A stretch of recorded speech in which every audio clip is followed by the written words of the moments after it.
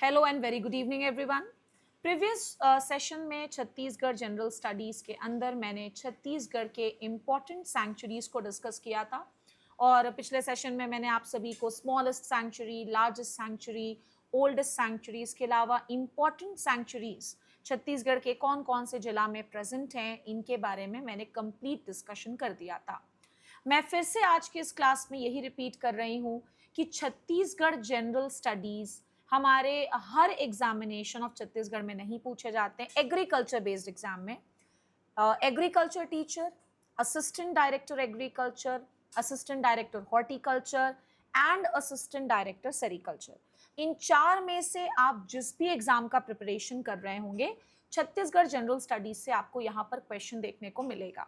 और यही रीजन है कि आज का ये जो पूरा क्लास होगा वो बेस्ड होगा असिस्टेंट डायरेक्टर एग्रीकल्चर 2023 के छत्तीसगढ़ जनरल स्टडीज में पूछे गए एक बड़े ही इंपॉर्टेंट सवाल पर।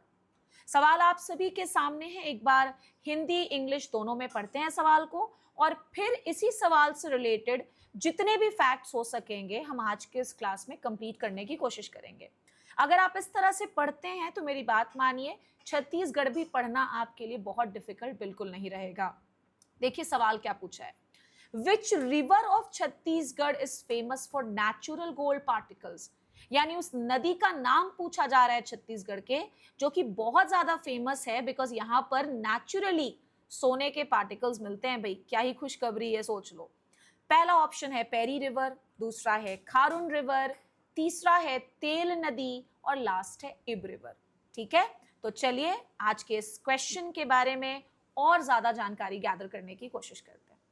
मैंने एकदम सिंपल रखा है चीजों को। सबसे पहले तो मैंने उन सारी नदियों के नाम यहां पर एनलिस्ट कर दिए हैं जिनमें नेचुरली गोल्ड पार्टिकल्स हमारे छत्तीसगढ़ में देखने को मिलता है, जिसमें से पहला ही नाम क्या है, इब रिवर। और आपने देखा होगा ये ऑप्शंस में भी था, मतलब हमें बस पहले लाइन को ही पढ़ करके इस सवाल का आंसर मिल गया। The correct answer is going to be Ib river.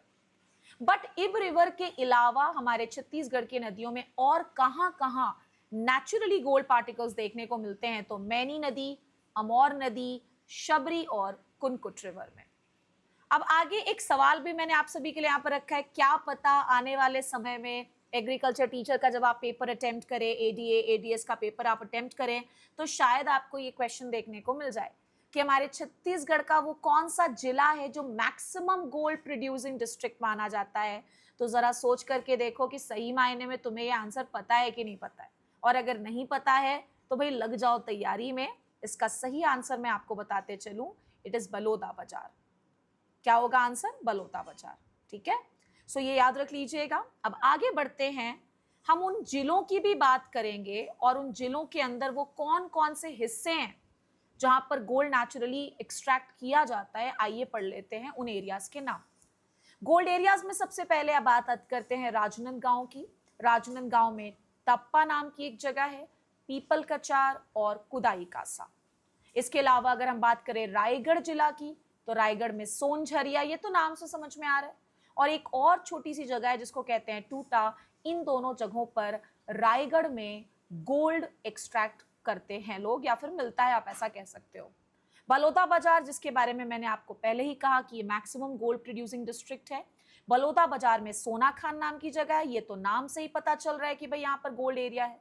और इसके अलावा Rajdevri. Last but not the least we have Mahasamund. Mahasamund में रहती खोल और लिमाऊगुड़ा। वैसे और भी इंपॉर्टेंट एरियाज हैं, बट जितना एग्जामिनेशन पॉइंट ऑफ व्यू से इंपॉर्टेंट है उन सारे गोल्ड एरियाज के नाम यहाँ पर मैंने इंपॉर्टेंट डिस्कस कर दिए हैं। मैं फिर से रिपीट कर रही हूँ कि हमारा टारगेट एग्रीकल्चर बेस्ड एग्जाम में जो छत्तीसगढ़ आता है, जो छत्तीसगढ़ का हिस्सा आता है, उसको क्रैक करना है, ना कि हमें प्रीलिम्स में छत्तीसगढ़ की हिस्ट्री पढ़नी है। भाई वो तो बहुत डिटेल होता है।